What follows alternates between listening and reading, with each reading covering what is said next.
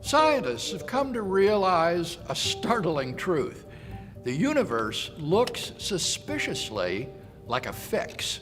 Our existence is balanced on a razor's edge of incomprehensible fineness. From the very first moment of its inception, the universe's fundamental parameters were delicately calibrated so that intelligent life could exist. Scientists used to believe that the Big Bang was utter chaos, a random state of nature. Given time and some luck, intelligent life forms would eventually come about somewhere.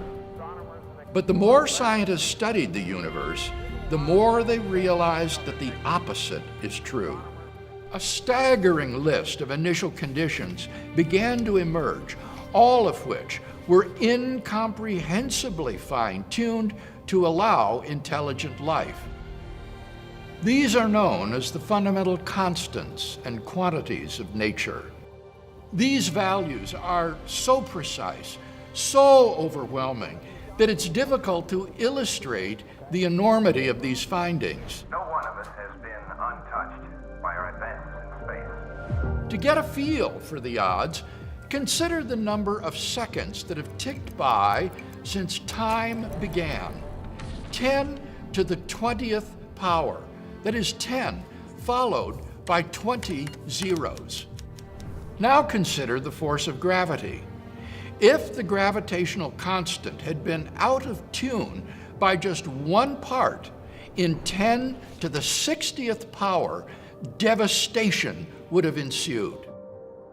The universe would have either expanded so rapidly that no stars could form, or else collapsed back in upon itself with the same result. No stars, no planets, no life. The heavens cannot be studied at first hand, for the information rides in on beams of light, the immense, mysterious universe into which we are born. Or what about the distribution of the matter and energy in the early universe? If these were not evenly distributed to an unthinkable precision, then the universe would have been hostile to life of any kind. How extraordinary that anything should exist. The fact that the universe is fine-tuned for life is uncontroversial. How then does one best explain this incomprehensible fine-tuning? There are 3 live options: physical necessity, chance, or design.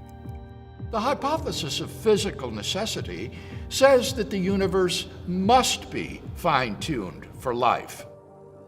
A universe which is hostile to life is impossible, it said. However, not only is a life-prohibiting universe possible, a universe without life is far more likely.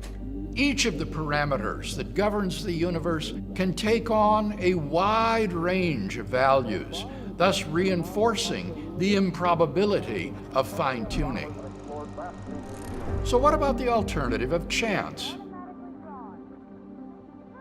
Most scientists recognize that pure chance is not an adequate explanation of the fine-tuning. The mathematical odds are simply too great to overcome. Many scientists have tried to increase the probability of a life-permitting universe by postulating a multiverse. They imagine that there are an infinite number of universes, and we are just one member of the ensemble. Since we have an unlimited amount of chances to get it right, then the odds will be in our favor. This move is perhaps the greatest compliment to the power of the fine-tuning argument.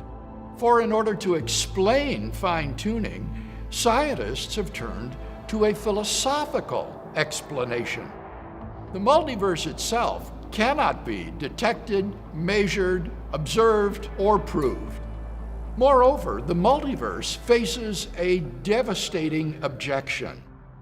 If we were just a random member of a multiverse, then we could explain away all sorts of improbabilities in our everyday lives. We shouldn't be surprised when the roulette wheel continually lands on the red 20. After all, the math implies that this is happening somewhere without foul play in the multiverse, so why not here?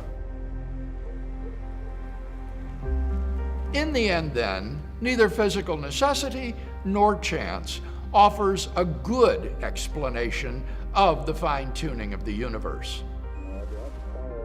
As Freeman Dyson confesses, the more I study the universe and the details of its architecture, the more evidence I find that the universe, in some sense, must have known we were coming.